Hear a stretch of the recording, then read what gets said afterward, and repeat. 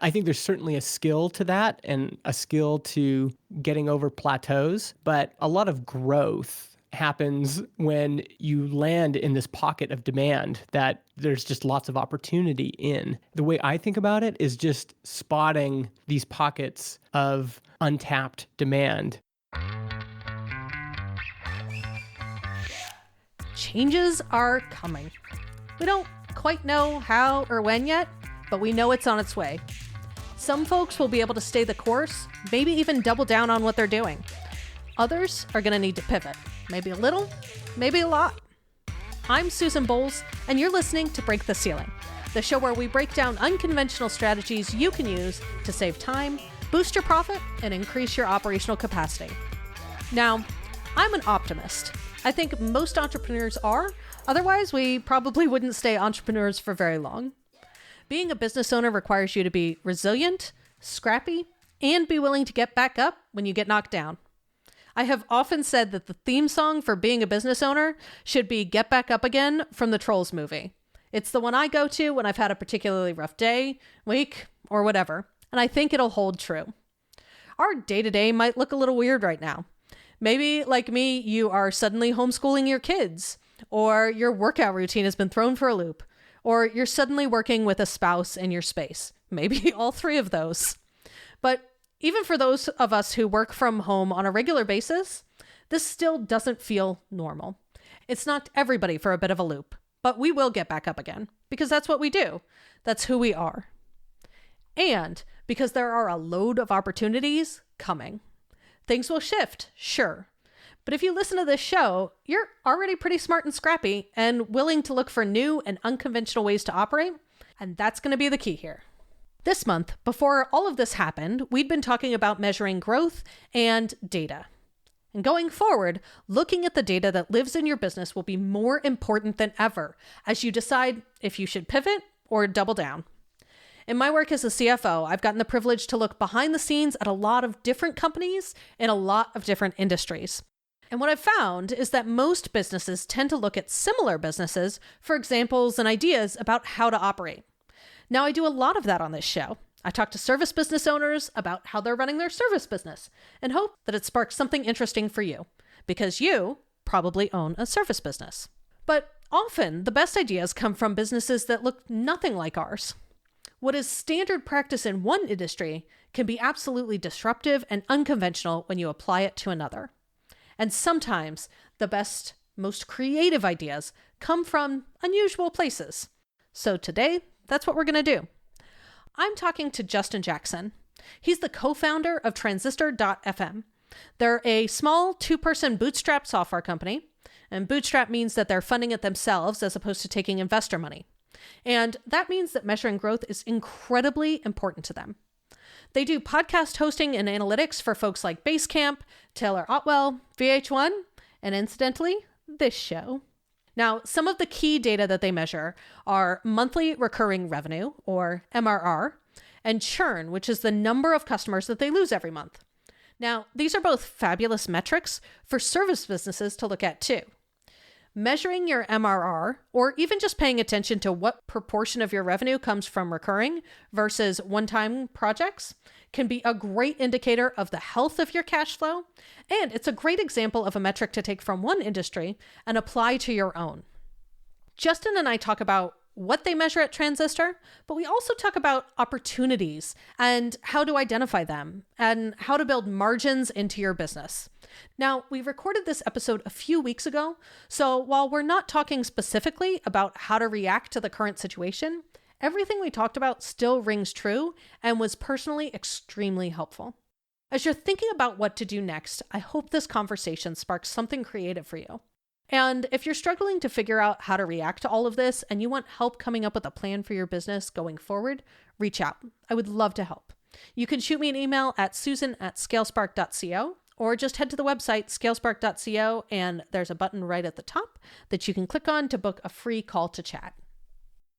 Hey, Justin, thanks so much for being here today. Yeah, it's my pleasure. This should be fun. So let's start talking about Transistor and how you and Jon kind of approach what you're measuring or what you're paying attention to at kind of any given time with the business? Yeah. I mean, the primary metric we track is monthly recurring revenue and how much that number is growing each month in both kind of real dollar amounts and percentage wise.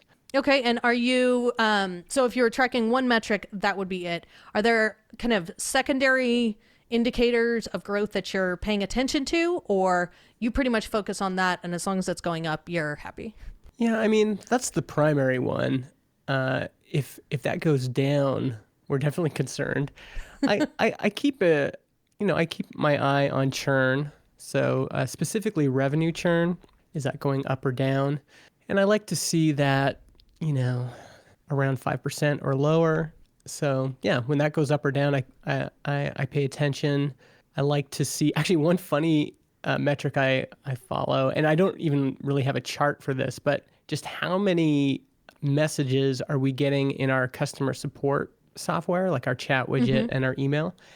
And there's a rough correlation between more messages and more revenue. So if we're getting a lot of messages, I'm actually happy. A lot of customer support or a lot of questions from potential customers. And if we're not getting as many, I start to get a little worried. And do you have any kind of feelings about why that may be? Just that, people that are chatting in are more engaged and actually using the software, or Yeah, what do you think that comes from? I mean, most of our support is getting folks started. So they might not be a customer yet, but they have questions. And there's quite a few questions with podcasting at the beginning. It's not really straightforward intuitive. To get started. And so, one of the primary services we provide is helping people along that path. And at some point, they'll become a customer. And then there's quite a bit of work at the beginning as well. They need to submit their RSS feed to Apple Podcasts. And there's just a variety of questions they would have. So when I see a big volume of those questions, I go, okay, this is great. That means we're probably onboarding a lot of new customers. And I can go in and check the numbers on that, but I just like having kind of this more intuitive kind of, oh yeah, we seem to be up in customer support requests. That's good. And, occasionally I'll go in and actually see if the hard numbers we have backs that up. But most of the time I'm just looking at MRR and then looking at number of messages. And then the other thing I've been tracking lately is, I guess, SEO rank. So how do we rank for specific terms, those kinds of things. That's a lot of our customers come to us because they are searching for podcast hosting. And so that I want to stay on top of that. Just want to make sure that we're in the game, so to speak. So you and Jon, your co-founder at Transistor, have talked a lot on your podcast, Build Your SaaS, about how you have been very transparent. You participated in Baremetrics Open Startup Project, and you were sharing a lot of your revenue information, your metrics publicly. And then you kind of just recently decided to stop sharing it. But can you tell me a little bit about, how you approached deciding to share your numbers publicly, and also kind of the decision to stop sharing? Yeah. I mean, in the beginning, there wasn't much of a downside because we didn't have very much revenue. And so, and I mean, a lot of our brand is, connecting with people, building relationships with customers, building relationships with people who are interested in our journey. And, I'd built up an audience over 10 years of podcasting and blogging that were kind of interested in my next project. And Jon has been involved in the Chicago startup community, and so there are folks there that were interested. And so it just seemed like, okay, well, this is a good way for us to share a big part of our story, which is, how does a software company in 2018 launch, and what does it look like, or what can it look like? And so, yeah, at the beginning, it made sense. It was also nice when we have a pretty good network. And so if I wanted to DM somebody and ask them a question, it was easy for me to just send them our open metrics and they could look at them and dig into them and give us really good advice because they could see our numbers right there. And every once in a while, we would have, somebody we trusted reach out and say, "Hey, I've been looking at your numbers, and here's something you might want to consider." Oh, interesting. I hadn't really thought about the whole mentorship aspect of it being public. Yeah, I think that part is helpful. And I have some friends that are a part of Barometrics Open Startups project, and it is helpful. If they ask me a question, I can go in there and see kind of what's happening. Did they build a lot of revenue really quickly, and is it plateaued? What's likely to happen if they continue on this path? You can read the numbers and get some of that information, or yeah, you can respond to people's questions with some of that information. There's also a lot people don't see, and so I think that was one of the reasons we stopped. Was it got to the point where the numbers were probably more misleading than anything, and weren't as helpful anymore. So and also there's a risk with with us specifically in having all of our competitors could see our numbers all the time. Yeah. And that got increasingly uncomfortable. And then it also attracted new competitors. That we're seeing how well you were doing. Yeah. And we were at a disadvantage because they could see so much of what we were doing. They could see, they could compare their churn rate to ours. They could compare our trial numbers to theirs. And so giving them a benchmark when we had none just didn't seem like that could work long term. So No, I think it's interesting because, in the service industry, we have nothing similar. Like nobody would ever think about, for their next launch, actually publicly talking about or publishing their revenue numbers or their profit numbers or how, what their funnel actually looked like. It's a very, I don't want to say markety, but it's all about the, like, what does it look like from the outside?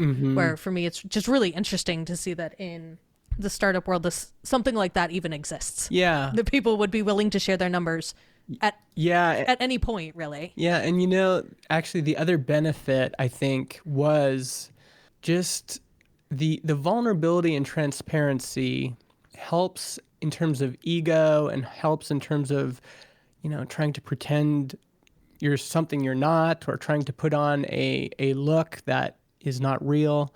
And I've felt that pressure in the past. I wrote this post a long time ago that's something like, if I take a picture of myself in front of a Porsche, are people more likely to buy from me? And we know that for a while that was true, right? Like, Yeah. it's kind of a power move with real estate agents. They'll buy a really nice car. And so when you see them driving around town, or you see them in their photos, or, they pick you up to go on a house tour, you're like, oh, wow, this fellow must be doing pretty good. They must be good at what they do. And I didn't like that pressure. I'm just a normal person. I drive a minivan. I have regular sized house. I didn't want to have to pretend to be someone on the internet that I wasn't. And so I found just the vulnerability and openness, it relieved a lot of pressure because I couldn't play that game. Automatically people could see where I was at, and that there was something helpful and maybe calming about that. No, it's interesting. And you guys have been very transparent both through the podcast and I think your posts just talking about building your company and why you're making the decisions that you're making. And so I can see where building transparency into your company in that fashion, especially when you start out just telling everybody in the world how you're doing, sort of forces that you have to be comfortable with that level of vulnerability that as business owners, I think is just a big hurdle to get over sometimes. Yeah.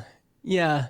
And again, it's probably not for everybody. And there are downsides as well that, some of these downsides I haven't even experienced personally yet. But, as your audience grows, there's the potential that there will be more bad actors in that audience. And if you're really personally, if you have a personal kind of connection and personal vulnerability, there's a bigger risk, I think, for, again, bad actors to do whatever, to threaten you or take advantage of you or, make you a target for something.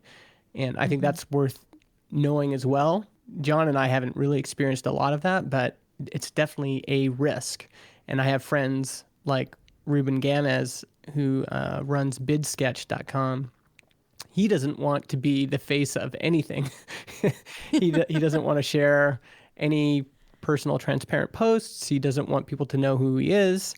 And, he has a really successful business built on mostly on optimizing for search results. And that's worked well for him. I think our approach has worked for us, but it has pros and cons. Absolutely. So, just generally, how have you and John kind of approached growth at Transistor, or approached how you're going to grow Transistor, or thought about that kind of journey? Mm-hmm. How do you guys kind of generally approach growth? Well, so some of this, I think, see, John is a good partner for me because he moderates what I say. Because from my perspective, I think the best decision we made in terms of growth was the market we chose and the timing of when we decided to go into the market. I think John would question how much we really thought about that, but I feel like honestly, I was thinking about that quite a bit before I jumped in. And what I mean is the market you're in will determine most of your growth.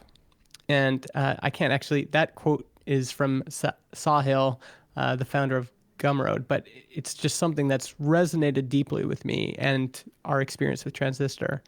That the power of the market, how much momentum is in the market. And by when I say market, I'm not talking about necessarily like a target group of people. I'm talking about, the market for diamonds was $4 billion last year. There is demonstrated demand for diamonds. Diamonds will probably do about the same this year, right? Because we knew last year it was about 4 billion, and then depending on the economy and everything else, the market for diamonds this year will be X. And I think the key takeaway for me, both in my experience with Transistor, but also all the other businesses I've been involved with, is that really that first decision you make, which is what market am I in? What business am I in? Am I in the oil and gas business? Am I in the financial services business? We have to decide what business we're in. And that decision really is going to dictate the kind of growth you have because it's the market, how how fast is the market moving and growing that will determine really both the rate at which you grow and the ceiling, your growth ceiling, when you might stop growing. So I think the focus on tactics and, growth tactics and growth positioning and all of those things, I think it's important, but it's only important if you are already in a market that is moving. And the market will amplify the effectiveness of those things. So, Coca-Cola has to be really good at branding because in their market, the soda market or the drinks market, branding matters a lot. And so certainly if you have a good brand and a good brand history, that will determine a lot of your success. But only to the extent that people are still drinking soda will that matter, right? So, and of course you can see Coke has gone into all sorts of other markets because the market for soda has gone down year over year for quite a while. So I think a lot of entrepreneurs don't consider that initial step enough. They just say, I'm going to start a business in X because I'm really excited about it, or because I think, this thing needs to exist, or I have a really great product that no one's thought of. But none of that really matters unless there's some sort of magnetism in the market. It's pulling for a solution already. And if that's not true, It doesn't matter how good of a marketer you are. It doesn't matter how good you are at product or how good you are at services. You can't you can't multiply something that's a zero, right? If the market's a zero or the market's a 0.5, your incredible ability is only going to be a multiple of that. But if the market's a 10 and your branding skills are a 10, well then these multiples start to be interesting. No, I think that's true, and I think you're not wrong with it's got to be both the market and you have to hit it at the right time. Yeah, and I think that's part. we underestimate the value, like the how much timing really does matter. Yeah, it matters a lot. I've been using this metaphor of surfing because I think it just really illustrates this idea of, there's surfers out in the water. And first of all, a lot of, I think 90% of surfing is paddling. You're just paddling out, waiting in the water, paddling over to this area, waiting in the water, and you're timing. You need to be in the right spot. You need to be in the right location, right? And this is where people's industry experience matters quite a bit.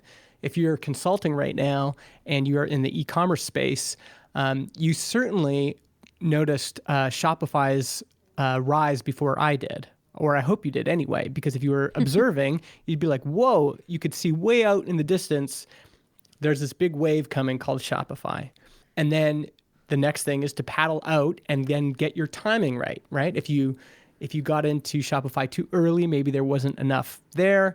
If you got in too late, then you've obviously missed the wave. And once you're on the wave, I mean, it takes a lot of skill just to get, just to time it, just to paddle out to the wave, get up on your board. All of that takes a lot of skill right there and some luck. And then once you're on the wave, those other things like positioning matter a lot. How you maneuver your board, your kind of approach, and where you're going to go, and all of your experience starts to matter. Also competitors, what other surfers are riding that same wave. So timing does matter in the same way that if you don't have the right timing and you're a surfer, you're never going to catch a wave.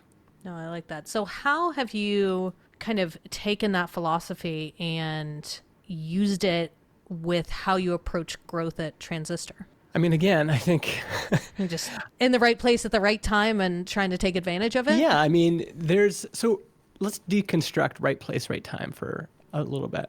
I've been podcasting since 2012 and blogging since 2008. And we could even just keep going back. Like, I was a huge fan of talk radio growing up. Even when I was a teenager, I just loved talk radio. I grew up in Alberta, Canada, and we had all these talk radio stations, and I grew up listening to those stations. I grew up being a fan. Every once in a while I was driving my car, I would turn off the radio and pretend I was hosting the show. Yeah, there's all of these layers of experience. And so right time, right place, yeah, I think I was in the right time, in the right place, because I'd been floating in the water for a long time. And I had seen a lot of waves come and go. I had, there was something about being in the water that helped a lot. And in terms of growth, there was times when I'd started this podcast called Product People. And, 2013, someone would come to me and say, hey, should I build a product for podcasters? And I said, heck no, because all the podcasters I knew were incredibly cheap and DIY. They were mostly hobbyists. They were mostly they were building their own. My first podcast, I built my own hosting system and was hosting it on AWS and, built it was using WordPress and WordPress plugins. And I was, buying the least amount of equipment possible. And it just didn't feel like there was a big enough wave there that was worth riding. But that makes sense. Then, you fast forward, and so 2017 is when Jon and I started thinking about launching Transistor. Well, a lot had changed. One, being in the water, and for me, being in the water I was a part of, all sorts of podcasting forums and groups. I was hanging out with other podcasters. I was listening to lots of shows. I was subscribing and paying for Hot Pod, which is a hot podcast newsletter. I was just in it, and I started noticing some trends, some kind of this wave starting to grow.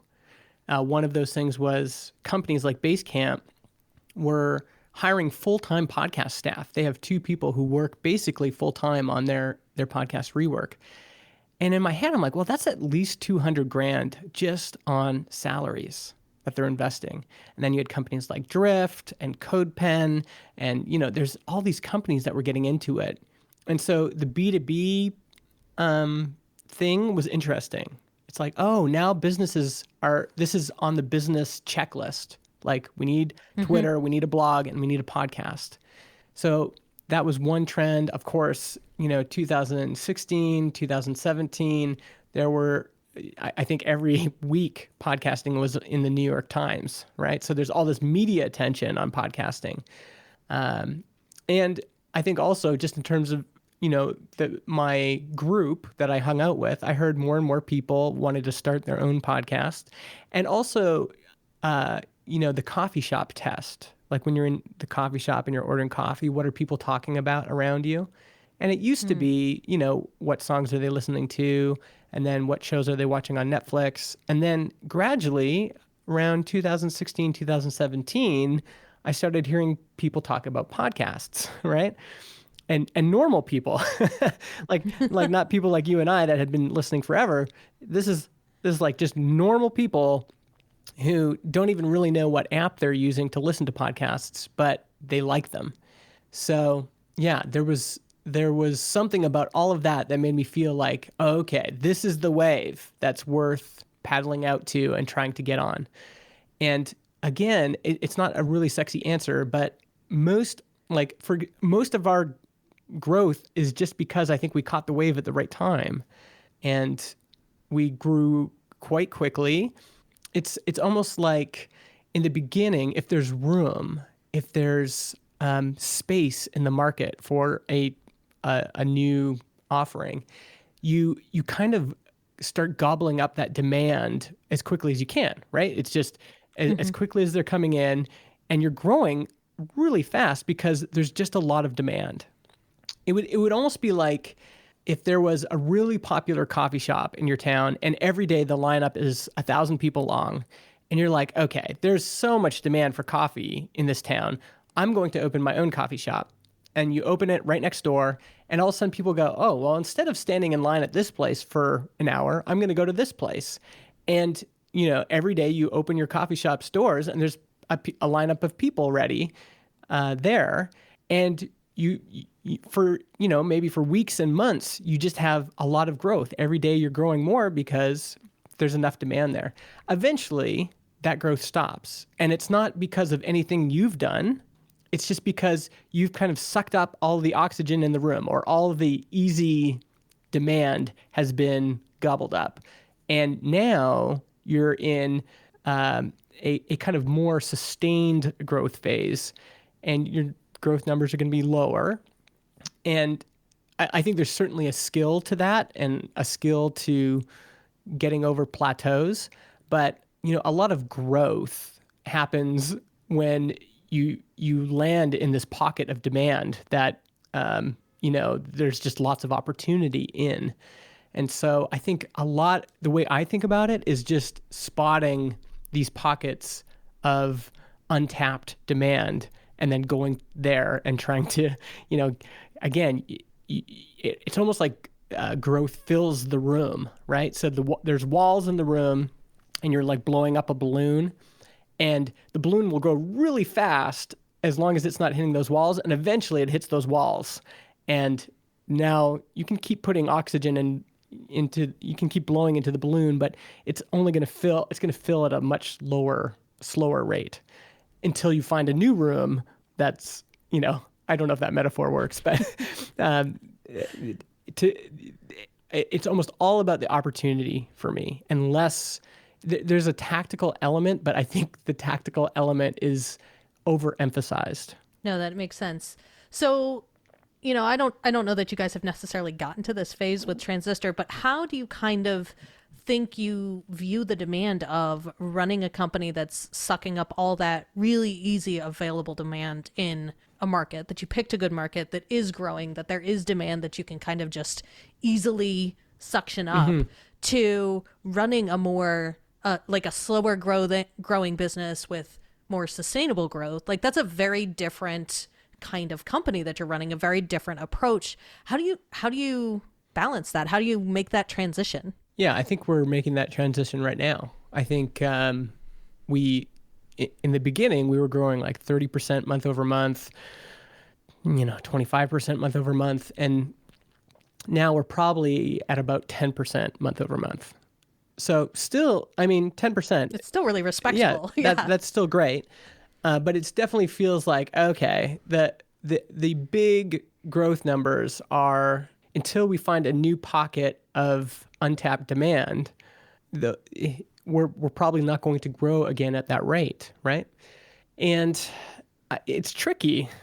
In some ways, I don't have the answer because, in the last year, there's been new competitors coming into the market, and we've definitely seen an impact from that. Like in the beginning, we benefited from this being the new kid on the block. We're the fresh face. And if you had been with, one of the old crusty providers for a long time and they hadn't updated their UI in a long time, it was easy for folks to go, oh, well, let's look at this new company. This looks great. And, we had some natural advantages, but there's new competitors that have come in that have natural advantages themselves, right?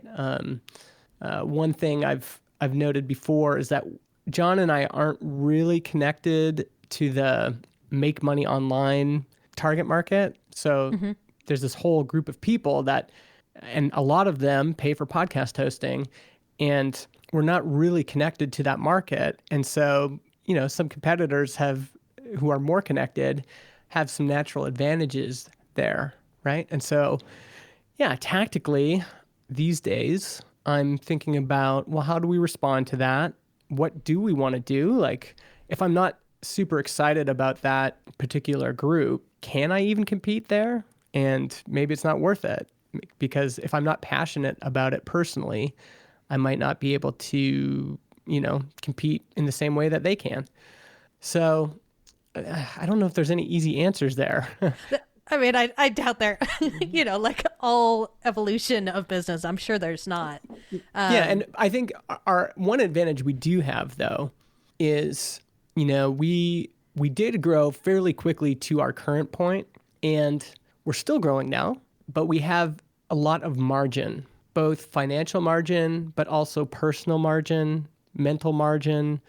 We have a lot of calm in our life right now, and our burn rate is, well, we're profitable every month, so we're not burning cash. We have, like I said, we have margin, and competitively, that is a thing, right? So there can be a lot of entrants to the market, but if they can't get to a sustainable place, or strategically they are making mistakes and they don't last, then we'll be there. We'll still be here because we're in this for the long haul. We're not trying to, in some ways, that's why we're not trying to grow super fast or apply all sorts of kind of short-term growth tactics, because in my mind, the best growth tactic is if you're riding a wave, you're surfing a wave, and you're like, okay, man, I really want to ride this wave for a long time, and there's 10 other people on it with you. Well, hopefully you've just got the skill and the margin to wait for them all to wipe out and to fall off. Yeah, absolutely. And then now all of a sudden you have the whole wave to yourself. So I think that's one thing I think about, is how can we just be sustainable? How can we be calm? How can we not be super reactive, even though that we're tempted to react to everything our competitors are doing. We're tempted to make split-second decisions and to go after, easy, or not easy, but, quick wins. And I think the right approach is to just hold the ship steady and, keep going, do things that matter, invest in the future, and just grow at a reasonable pace. No, I mean, it's it's a smart and at least in the SaaS industry, kind of unusual play, even though it's it's a very common sense play. Like, be profitable, give yourself enough room to be able to choose what markets you want to go after. And if it's something that you're not passionate, if you're profitable and you're sustainable, you can choose not to go after that market. Especially in an industry where, everybody's taking VC money and trying to grow at ridiculously fast paces and then just burning cash and realizing that, oh, whoops, we ran out of money, we got to shut down. Yeah.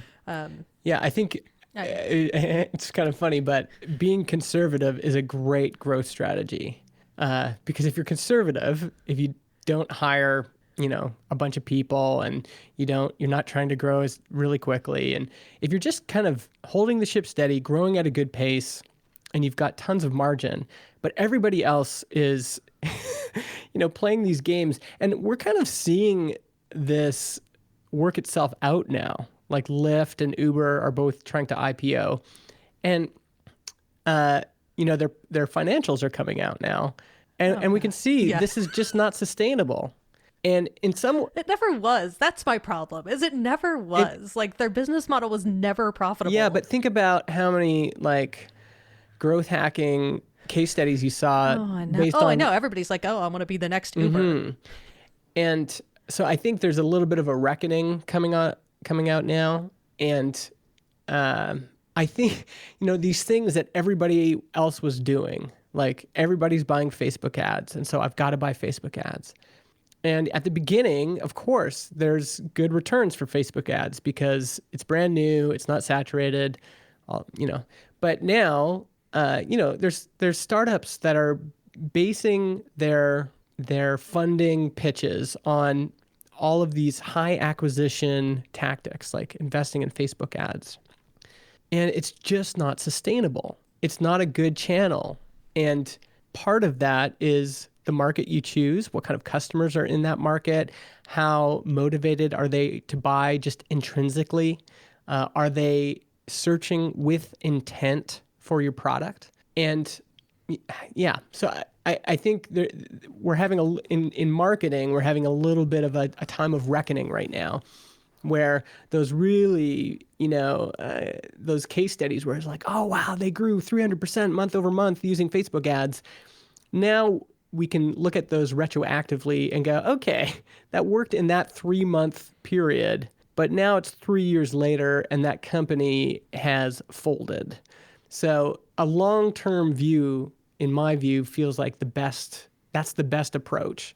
And there's obviously no guarantees, but sustainable, just month after month, just putting in a good amount of foundational work that's going to pay dividends in the future, while at the same time having as much margin as you can in your business, just feels right.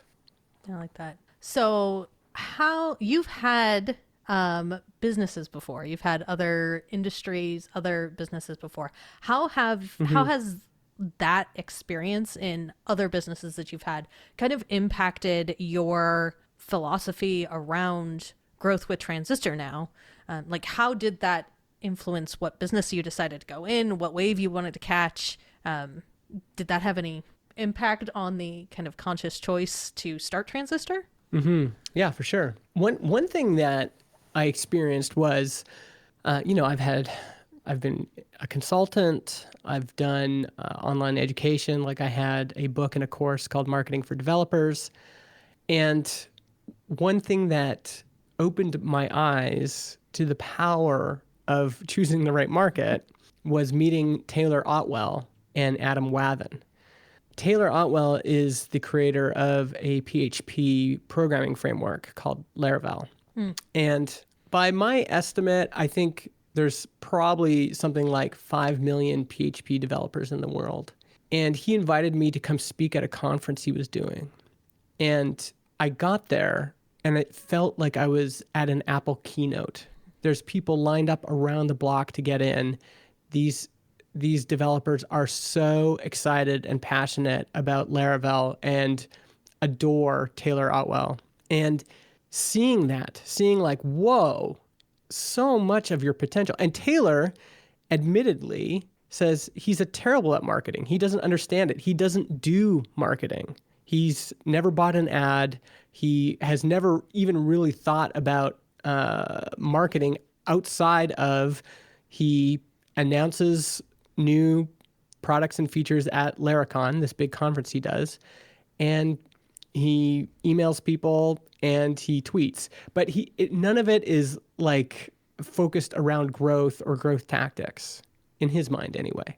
And so much of his success, he just published a podcast where he talked about how he made $10 million from Laravel in the last 5 years, kind of opened up his books a bit. Well, so much of that success is that he is just in this giant moving market that is full of demand. PHP is kind of this old crusty programming language. Those developers that are in that ecosystem have been kind of shunned for a long time. So there's all this untapped demand for something cool. Like, just give us some cool tools that we can use in our job. And Taylor comes along and provides it. And by my estimate, I don't think your market needs to be this big necessarily, but by my estimate, the PHP market, just in terms of salaries paid worldwide, is probably 125 billion or something. And so in that context, Taylor coming along and shaving off 10 million doesn't seem so crazy, right? It just seems, well, yeah, that makes sense. I'm not saying it's easy. I'm not saying any of those things. But it just makes sense because you go, well, people are already spending worldwide at least 125 billion in this market. So for a solo developer to come in and build this framework and then build these tools and make 10 million kind of makes sense. And so meeting him and seeing that how the market multiplies your effort was really foundational. And comparing, for example, my buddy Adam Wathen wrote a book for Laravel developers, and he was reached out to me because he'd seen my launch with Marketing for Developers. And in 1 month, his book did equal to what I had done in the entire lifetime of my book. and the reason was the multiplier of the market. It's not that, I guess people could debate this, but it's not that Adam's a better marketer than me. It's not that Adam is, just better at tactics than me. It's the market. It's the market that creates all of that momentum. And having my eyes open to that and seeing his numbers versus my numbers and going, oh yeah, this makes sense because of the 5 million PHP developers in the world, how many of them want to get better at PHP? A lot. Of the 5 million PHP developers in the world, how many of them want to learn marketing? Not as many. So when you see things in that context, and that's just anecdotal, but I've seen that pattern repeated enough times with all the entrepreneurs I know and in my own experience that it feels like the main thing. Like that's the thing we need to focus on, is looking for markets with demand, as opposed to creating products and services and going out and just shopping them around for demand. It's much more difficult in reverse. That makes sense. So before we kind of wrap up here, is there anything you think we should talk about that we haven't yet? So I imagine that there are people listening to this who are in a business where they're struggling with growth. And if I was listening to this and I was me 5 or 10 years ago, and I'm like working really hard, I'm putting in lots of hours, I'm trying to make things happen, I would be wondering, okay, Justin, that's nice, but how does that actually work practically? How do I go from really struggling and really pushing hard and really, doing lots and lots of marketing activities, trying to grow my business to this different paradigm that you're talking about? And I think all of us naturally have a bubble around us, a bubble of what we know. We here in my hometown of Vernon, BC, people who live here, it's not a very big town. It's like if you asked folks on the street, well, how do people who are rich make money, they would say, oh, well, you got to be a lawyer. The things that they know, they can see, oh, that lawyer makes a lot of money. So being a lawyer is how you do well in business. And the key, I think, to finding new opportunities is to break out of your bubble. In the same way that meeting Taylor Otwell kind of opened up my world, it expanded my universe to a universe where it was like, oh, wow, like a single developer can earn $10 million in revenue from a market like this. Wow, that's crazy. And understanding that helped me to then look for markets and pockets of demand that were like that. And I think if you are in that situation where you feel like I'm just in this bubble and everybody I know, that's in business are building WordPress sites and that's all we know. And it's a real grind and it's really competitive and the work sucks. And, I understand exactly how those people feel. And the key, or at least one of the steps out of that, is to expand your worldview. And to do that, I think you need to get out of your town. I think you need to travel other places. It could just mean signing up for a meetup in a big city that's a 3-hour drive away and going and meeting new people and talking about their work and talking about their industry. It could mean connecting with different groups online that you wouldn't normally hang out with. It definitely means being curious. When I'm getting my hair cut, I'm asking my barber, what barbering conferences are like. Because I speak at a lot of tech conferences, but what are the differences in the barbering community? And there's all sorts of interesting, mind-expanding differences there that are worth knowing about because it expands your definition of what's even possible. And yeah, I think that's worth thinking about and investigating. I think starting a podcast is another way to kind of expand your worldview. Meeting new people is one way. Putting things out in public is another way, like writing or podcasting or whatever. Having the opportunity to know more people and have more people know you is another way to kind of get your worldview expanded. Taylor found me because of my blog. And, I wouldn't have, and actually, no, I met him through Adam Wathan. So that was a connection, and Adam found me through my podcast and my blog. So these kinds of activities where you're breaking out of your bubble, where you're getting out of your context, where you're investigating, other cities, adjacent industries, adjacent jobs, adjacent, whatever it is, keep kind of hunting around in the same way a surfer hunts around for a wave, paddling around. And, around the corner might be a spot that nobody knows about that has incredible waves that haven't been discovered yet. But unless you actually paddle around and do some discovery, you won't find them. And it might take a long time, but it's that kind of work is worth doing. So, for me, I probably started thinking about the software business in 2008, and it took until 2018 before I had Transistor. And there was a lot of things I tried along the way. But so it takes time. It might happen, right away. It might happen later. But definitely the more you get out and, get out of your comfort zone, meet new people, the more repetitions you do of that kind of work, the more likely it is to happen. Perfect. So where can our listeners find you if they want to connect or learn more about you or about Transistor? Sure, yeah. Transistor.fm. We have a live chat. People can say hi. I blog at justinjackson.ca, and I have a newsletter I send most Saturdays, justinjackson.ca/newsletter. Awesome. Thank you so much for being here. This is a great conversation. Yeah, thanks for having me. This was really interesting for me too. My discussion today with Justin is a great example that you don't always have to look at businesses like yours to learn from them. His strategy of being profitable and having great margins in his business gives him the ability to wait out his competition, and it's something that you can build into your own business.